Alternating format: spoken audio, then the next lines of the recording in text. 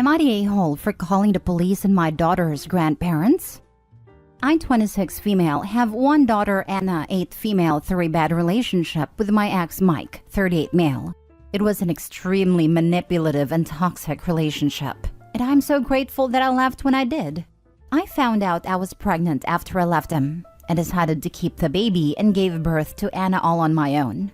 I tried to get child support from Mike, but he refused, despite having a 6-figure salary.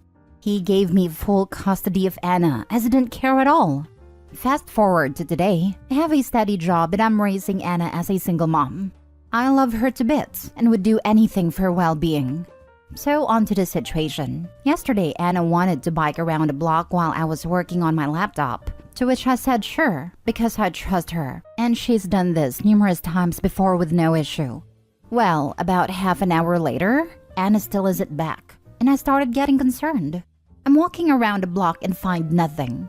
And when I get to my driveway, Anna's bike is there with a note that said something along the lines of, "Just wanted to take our granddaughter out for a treat. She's fine and she will be back by 5 p.m. Dave and Susan." Dave and Susan are Mike's parents, both 70-ish. I had gotten zero info on this beforehand and freaked the heck out. So I called the police and told them about it and sent them to Dave and Susan's house. I have no idea how they got my address, but needless to say, they found Anna and got her back to me. I'm currently infuriated with Dave and Susan for taking my daughter out without my permission. But now I'm getting called an a-hole and told that I'm a witch for not letting them meet their granddaughter and getting them in trouble with the police for spending time with her by Dave and Susan's entire family. I didn't even know if Anna would be alright, let alone alive, so I think my freaking out is understandable. Am I the a-hole? Now for the top comments. Not the a-hole. This is insane behavior on their part. If they want to meet their son's bio child, because she's not their granddaughter, as to be a parent or grandparent, you have to be involved in a child's life. The appropriate thing to do would be to contact her mother and work it out that way. They kidnapped a child. Their son's genetic contribution does not change the fact that they kidnapped an 8-year-old they had never met. I hope Opie's daughter isn't traumatized. They kidnapped your daughter, not the a-hole. The only point worth making towards this insane behavior. Opie, not the a-hole, and please consider a restraining order against these people. On another note, how on earth can sperm donor get away with not contributing? Where I live, the government agency would deal with this and garnish his wages if he didn't comply. From the wording, it sounds like he signed away rights to avoid paying child support. Then the government wouldn't have gone after him. But by doing that, he ended his parents' rights as well, since they didn't have any relationship. They can't force her to give them visitation, since they didn't have a relationship to claim. Not the a-hole. Why couldn't they come to your door or write you a letter? Had they not just kidnapped your daughter, maybe you'd have considered letting them be part of her life. They really need to come at her son though. He's the one who abandoned her and the entire reason they have no relationship with their granddaughter.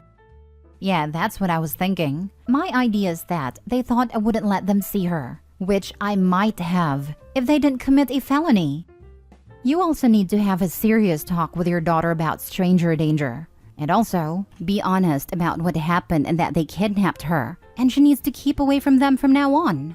Get a restraining order, and make sure they can't go near her. Be honest with her and get a cease and desist letter to stop all the calls. Not the a-hole. Next story. Am I the a-hole for saying my sister can move in with me but her fiancé isn't welcome? I originally said they could both move in, but I found out the real reason why they had to move. So, I have room at my place. My house has 3 bedrooms and I live alone, so when my sister asked me if she and her fiancé could stay with me temporarily, I didn't hesitate. They're both employed, don't use drugs or anything like that, and I've never had any problems with them. It would just be temporary for a few months. I didn't hesitate because she's my sister, and I didn't want her and her fiancé to be homeless. My sister originally told me they had to move because when they went to renew their lease, they were told the rent was increasing and they couldn't afford it. They have to be out of their place at the end of the month. That's when she told me her lease ends.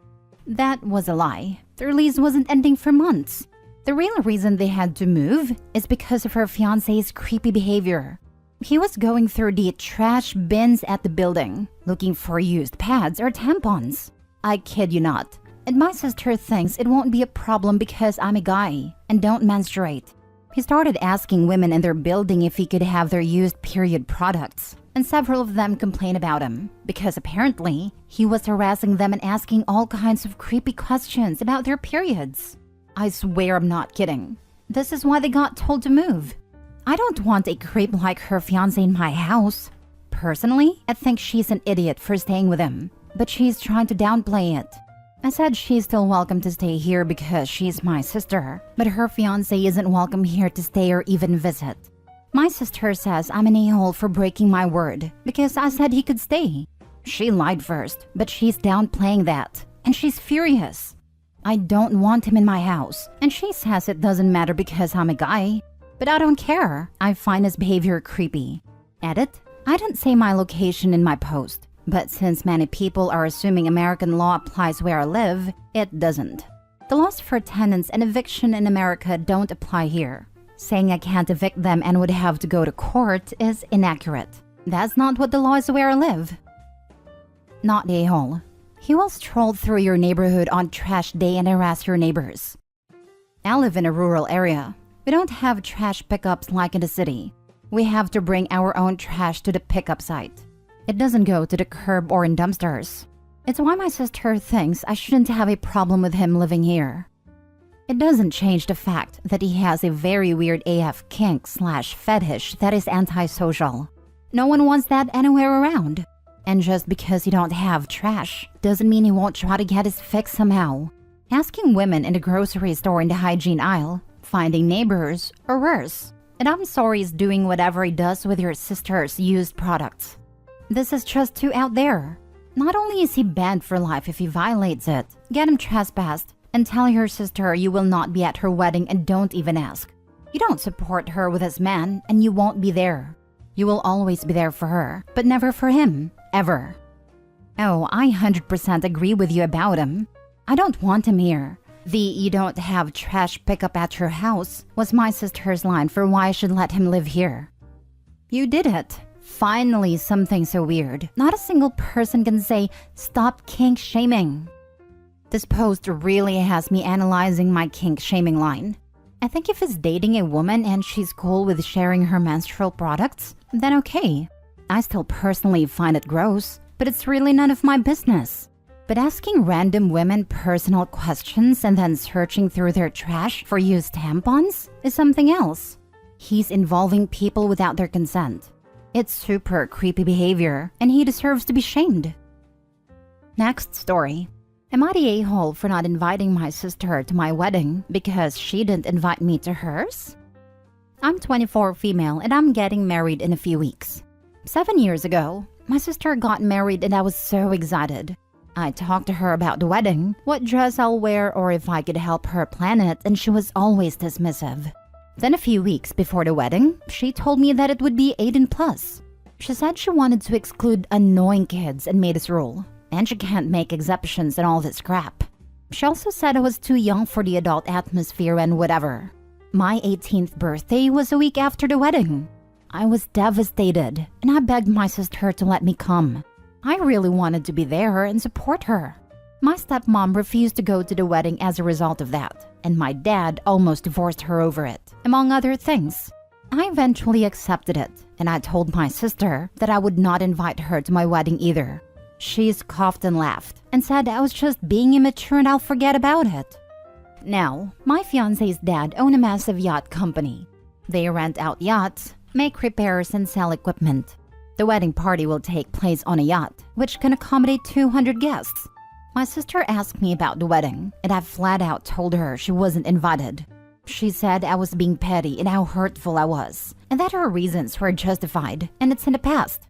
To be honest, I feel she just wants to be on a yacht, and not so much support me. I told her that she should have thought about that back then, and now she understands how I feel, and that she's only jealous that my wedding will be better than hers. My dad called me and said I need to stop being petty and invite her, and other family agree. I told them no, and after some arguing, they respected it. And now my sister is being a witch about it on Facebook. A friend suggested I should make my sister delete all the Facebook posts and write an apology letter saying why it was wrong to exclude me from the wedding. I think that's cringe, but what do you all think? Now for the comments. Not the a-hole. If you were like 12 to 13 when you weren't invited to her wedding, it's a different story. But you were a week from being 18. She definitely had ill intentions back then for the disinvite. Not even that, she's her sister. She absolutely can make exceptions for siblings. It doesn't matter if they are 10 or 1 week from 17. But I agree, OP is not the a-hole. My wedding was technically child-free. My 17-year-old sister was absolutely an exception and was invited. Her age was never going to be a factor on whether she was invited. My older sister asked if my niece could come and see me in my dress before the reception. Yes, absolutely. My cousin just had a baby and brought him along. I didn't mind at all, as I would rather have my family there. OP's sister was just being horrible. Good on OP for getting her own back. Not a-hole OP. Your stepmother is a gem for supporting you. Your father is garbage though. Now she can be excluded and know how it feels. It's truly amazing to see this. Stepmother put her marriage in jeopardy to support OP, which is incredible. Father? Meh. He's just tired of being complained at by others. Dad should have stayed neutral like he did when OP was excluded. Dad seems to have threatened divorce over the precious wedding when stepmother stood in solidarity of OP. Dad is an idiot. Dad clearly has a golden child. That is not OP. Last story. Am I the a-hole for getting my sister removed from the will because of her husband? I, female 24, have a sister, female 29, who has been with her husband, male 30, for 8 years. My sister is very hardworking with a good paying job. Brother-in-law, however, has been job hunting for at least 5 years. Personally, I believe it's brother-in-law's ego and his laziness stopping him from getting a job. Any job I would offer would be rejected because with his experience, he at least deserves to be a manager, and the money is too little. My sister has no contact with our mom. Completely understandable, because unfortunately, my mother can be manipulative and is a borderline narcissist. The worst is her victim complex. However, the catalyst was when brother-in-law lied to my sister and told her our mom gifted them $20,000, when in actuality, my mom said she would loan it to them. My sister sided with brother-in-law and claimed our mom was being manipulative. But our mom argued that it's a ridiculous gift, especially if it's to buy property. This would be their third, and mom already paid for 2. Mom then blew up, because by this point she was paying brother-in-law $100,000 to be her assistant. But he was barely working, about 5-hour days 3 times a week, and always coming up with excuses to skip. He then left after 6 months, which is when I started working for mom. Recently, the talk of inheritance arose due to dad's cancer diagnosis. My parents are separated, but mom has lots of assets, including $1 million life insurance, a $2 million home, and 12 properties, which is under a family trust she manages. And here is where I think I'm an a-hole, because I convinced my mom to split her assets equally between myself and my brother, excluding the life insurance. Somehow, my sister found out and has asked we can test the will or draw up a contract to share the inheritance. I refused because, in my opinion, inheritance is earned. Besides, mom is still alive and healthy, so she can change her mind. My sister is upset and says that she deserves it just as much as we do, but I disagree. I work 12-hour days with my mom, driving her around, managing everything, whilst also being my dad's caregiver. My sister also wants to throw mom into a nursery home, whilst I would take her in. She said our brother didn't earn his keep, but is only 19 and a student. Therefore, the expectations should match that. Plus, he does the business, artwork, chores, and works part-time. I told her she and her husband can't expect anything from someone they haven't spoken to in a year. And now her argument is that me and my brother already have enough, as mom bought us 3 properties each, whilst she has to share with her husband and kids. My sister says I'm selfish, but I've worked my whole life under my parents. Honestly, I think it's the stress of being the only source of income for a family with 2 young kids that is getting to her. I do feel for her. She's expressed she's worried she might lose her job because she can't dedicate time to her career because of the kids. But both go to childcare 3 times a week. And if brother-in-law is unemployed, I don't know what this is. On the other hand, my sister and brother-in-law have always been entitled. Before, when my brother-in-law worked for mom, they would take mom's credit card for groceries and other shopping and not tell her. They also did the same with my dad. More than anything, I don't want brother-in-law's laziness to be rewarded with my mom's hard work. Even though I don't really like my mom, she's a narcissist but still my mom. It's all complicated feelings. I cannot deny she has set us up for life. To think of all the hardships mom endured migrating to Australia and juggling 3 jobs whilst pregnant to build her dream house and it could end up in brother-in-law's hands makes my heart clench. So am I the a-hole? If it was my sister and kids, I wouldn't mind, but her and brother-in-law are a package deal. Note, all family members, except sister and brother-in-law, agree with this sentiment. I do feel guilty, but I don't know how to ensure that only my sister benefits, not brother-in-law. The 12 properties are under a family trust as we built them ourselves. Brother-in-law is not included in our family trust. However, sis has put brother-in-law's name on the title of all properties mom has bought her. My sister will always get her fair share of the life insurance though. I mentioned this in a reply, but we specifically want the 12 properties to remain under myself and my brother's care, so we can pass them down to my sister's children and my brother's future children. My sister or brother-in-law would likely try to sell them. They're not mortgage-free properties, and we still need to manage them. Also, I don't plan on having kids, so it's pointless for me to have this. And because I won't have kids, my niece and nephew will inherit everything of mine. Currently, the original loan for the properties have made my parents liable.